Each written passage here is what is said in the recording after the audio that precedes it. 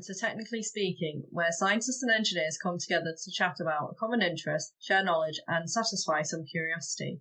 I'm Antonia. Today I'm joined by Jasmin and Sophie to talk about methods of hydrogen production and why it's become a popular topic of discussion.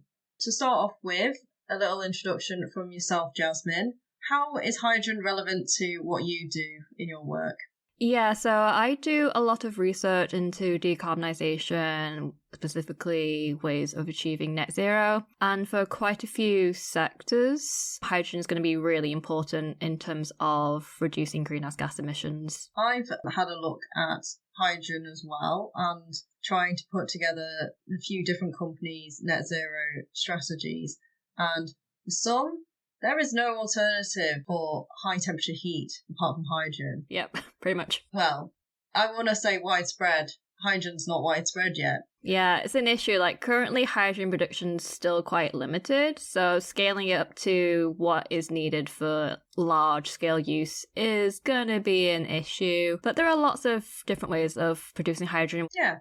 Sophie, this is your first time on the podcast. Could you introduce yourself and how hydrogen is relevant to what you're doing? So I work in the nuclear industry as a chemical modeller. One way of producing hydrogen potentially is using nuclear power plants. Yeah, I've in my team done a little bit of modelling looking at that, and really interested in how nuclear can play its role into this fuel type. Nuclear is another, I want to say, future technology. Some people are uncertain about to what scale it will be. So it's interesting to pair something else that is kind of an uncertain thing. Obviously, quite a new area of research. Yeah, I mean, I guess we've had nuclear power for, longer than I've existed.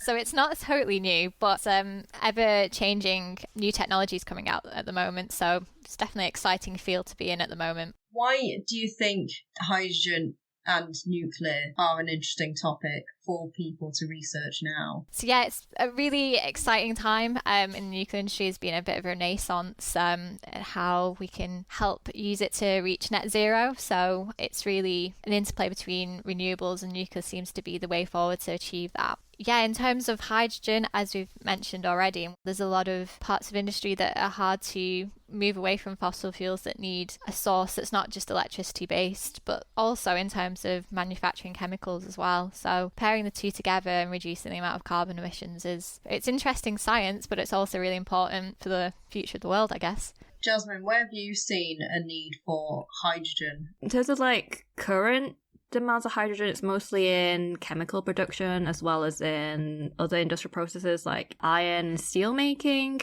It's also been used a little bit in transport. So in the early 2000s, we had hydrogen fuel cell vehicles, which kind of fell out of popularity because electric cars became all the rage. All the rage or all the range? Because I thought hydrogen had all the range.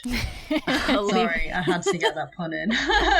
And in future uses of hydrogen, it will be in industrial decarbonisation, so decarbonising processes that need high heat demand. We might see some in transport, specifically for heavy goods vehicles. Another application for hydrogen would just be in just making synthetic fuels, because things like the aviation sector, it's going to be really hard to decarbonize. And we did have 2 guest speakers on the previous episode who talked about their startup that was making a sustainable aviation fuel that uses hydrogen. Yeah, that's the What Are E-Fuels episode. Yeah. And another potential use of hydrogen in the future is actually in electricity.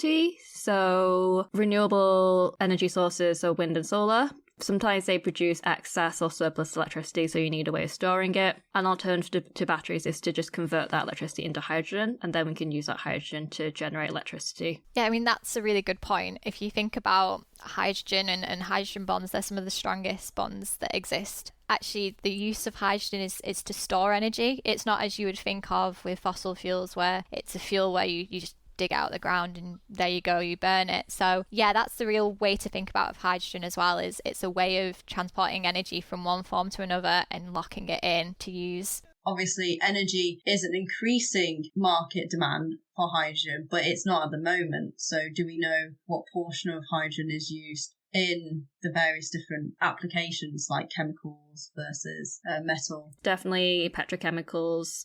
So ammonia, methanol would be the two biggest uses for hydrogen right now. They account for over 60% of the market right now for hydrogen. That's actually lower than I thought.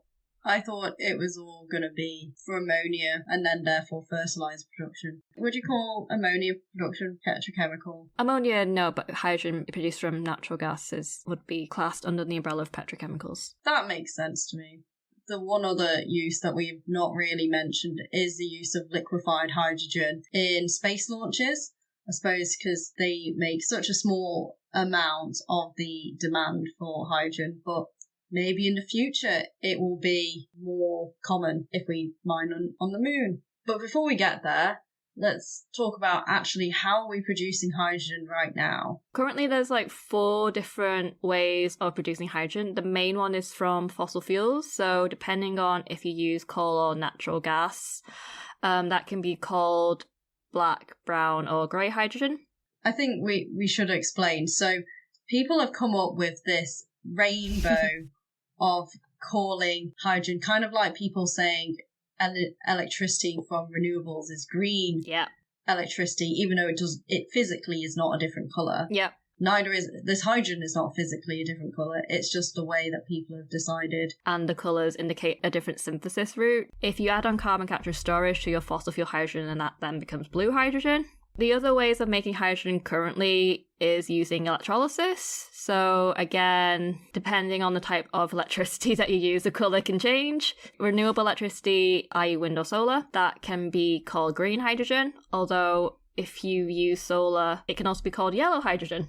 There's lots of different colours and there's actually no consistency in some of the labelling. If you pyrolyze a hydrocarbon, basically pyrolyze biomass. So pyrolyze means is you heat it in the absence of oxygen. It's called turquoise hydrogen. The 2 ways of making hydrogen right now are in refineries. So that's usually your grey hydrogen or your blue hydrogen. And the other way of making hydrogen, it's a byproduct of the chloroalkali industry when you're electrolyzing sodium chloride solutions and you end up with hydrogen as a byproduct. How do you get hydrogen from coal or fossil fuel? In coal, you do something called gasification. So you produce a syngas. That's a mixture of carbon monoxide, hydrogen, and I believe some water vapor and some other gases in it. And you then just separate out the hydrogen from the syngas mixture. For natural gas, you do something called steam methane reforming, where you basically break the bonds between the carbon and the hydrogen. And I believe you also end up with some CO in that process as well. And how do people separate these gases so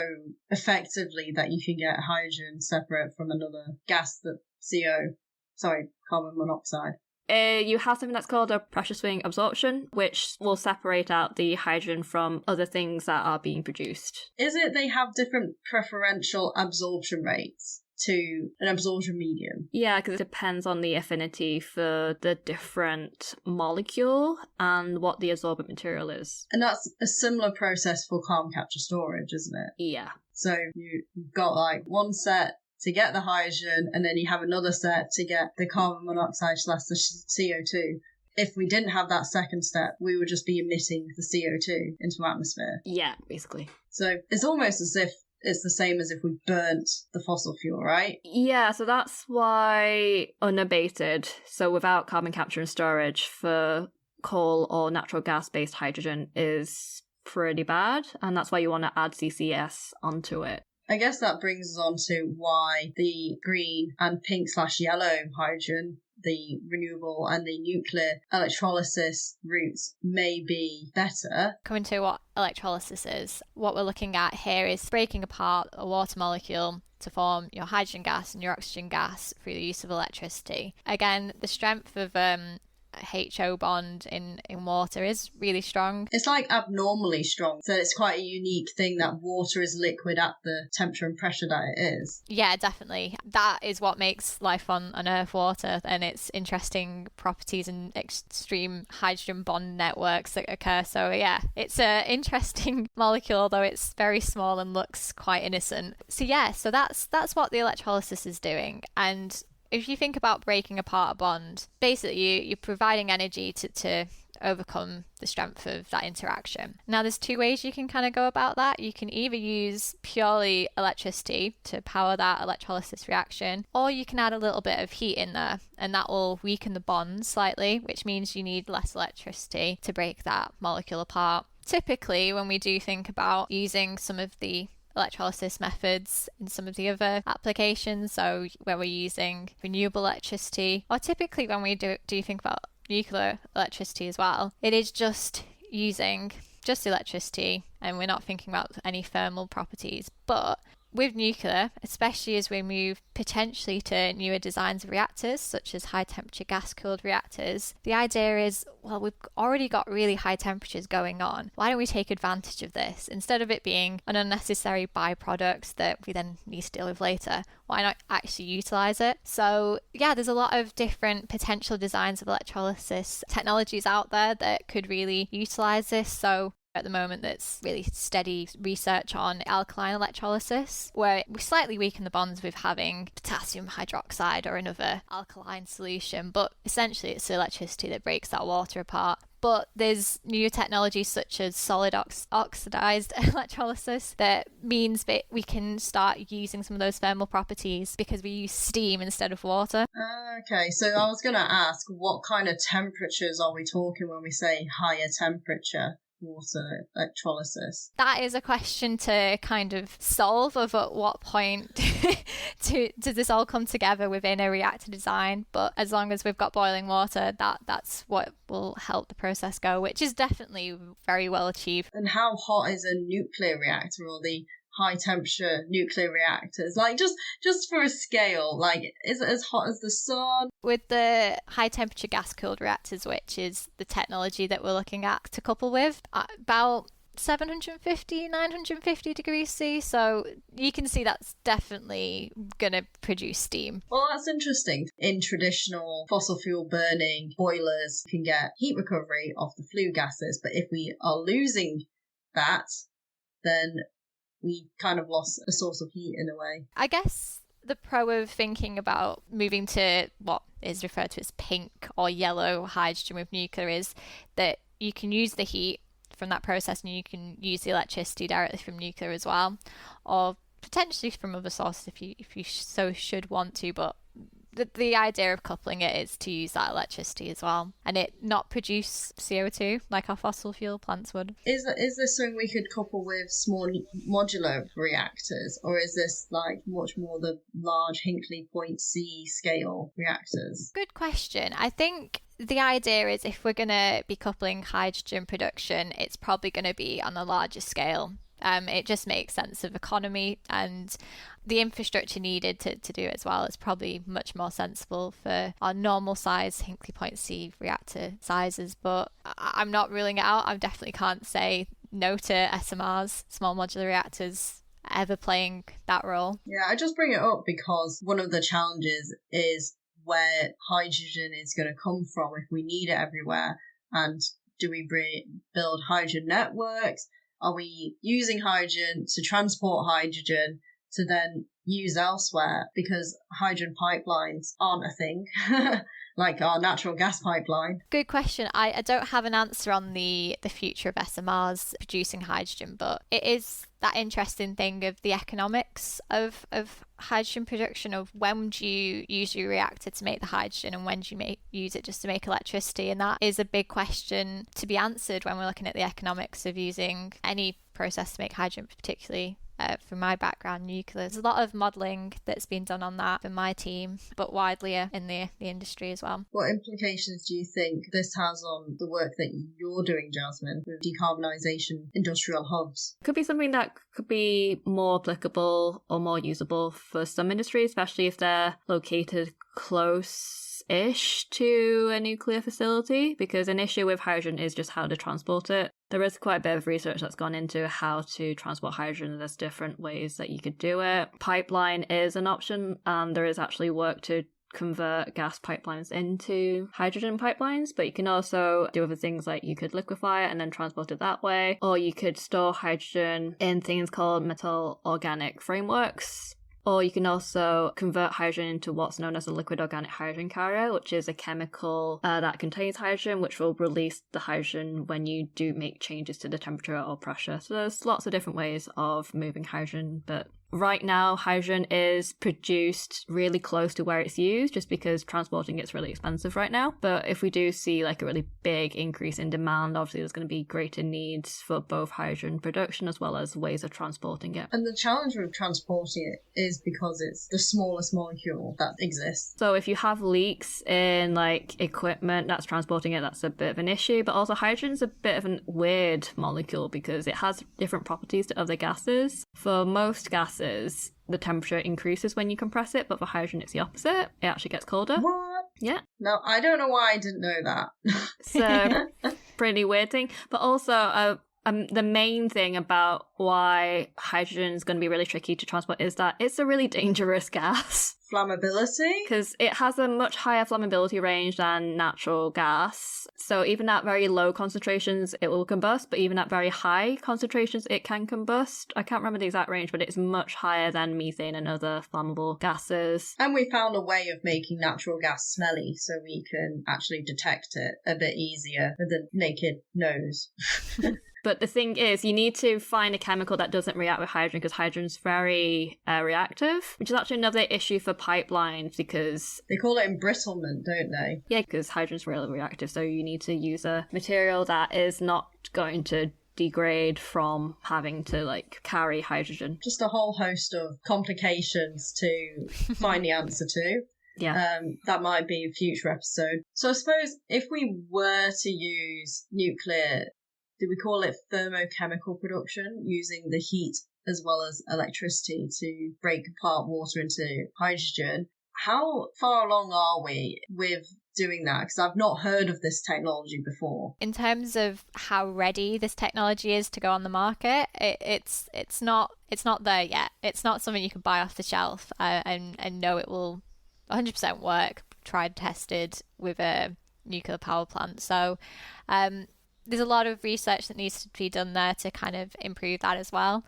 And yeah, so I think probably if anyone's familiar with these technology readiness gradings, TRLs, it's probably about a 6. So you can kind of see it's not at the point where you're ready to deploy. Oh, so TRL 6, it's almost somewhere where people would invest in it because it's kind of proven enough. Technically it works, but the actual economics and making it physically happen is what needs developing.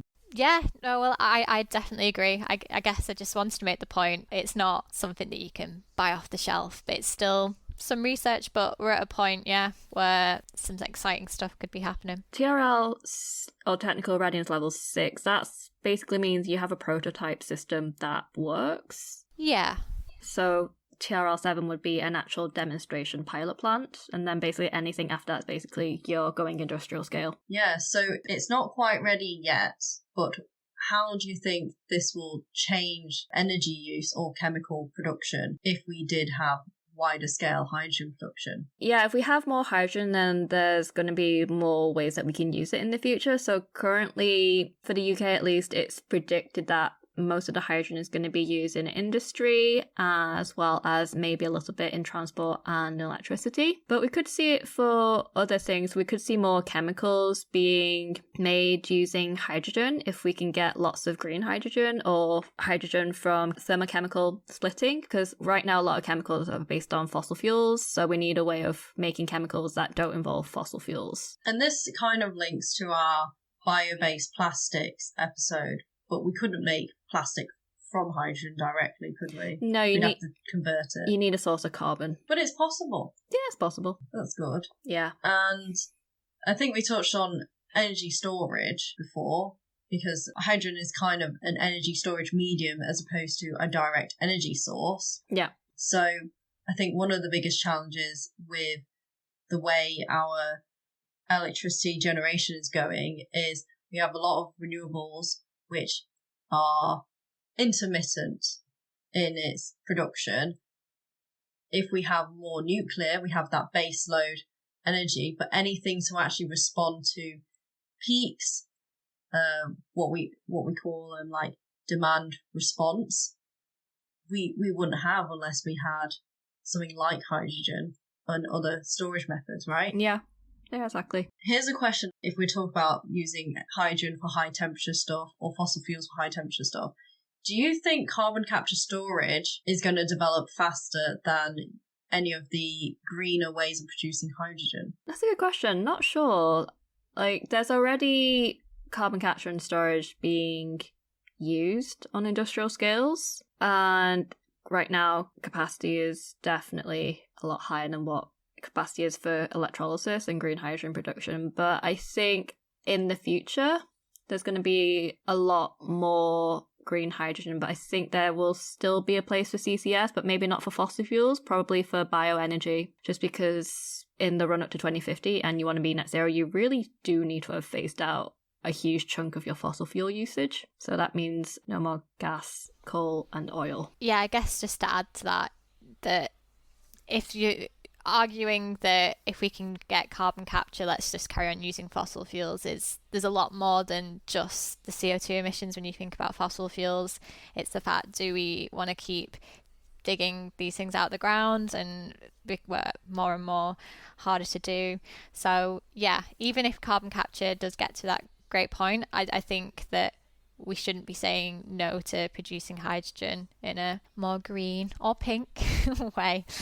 Yeah, I think this is something we've not touched on, which is actually, where's the water for electrolysis going to come from? Yeah, that's a really big concern. That's something that needs a lot more research into, because you can use desalination for seawater because hypothetically there's lots of seawater, but then you have issues around that because like you need industrial scale in desalination, especially in places that have lots of renewable capacity but very little freshwater supplies, i.e. the Middle East. You could use other water sources, but then you'd be competing with other water uses, so like domestic water uses, industrial water uses, so you could end up with competitions for water resources. So it's something that really does need a lot more looking into. Definitely, because I mean it comes to the economics of it as well. If you are doing desalination, then you're going to have the input energy to do that in the first place. Does it outweigh the energy that you produce? Yeah, exactly. And store in hydrogen? So yeah, and I've heard that the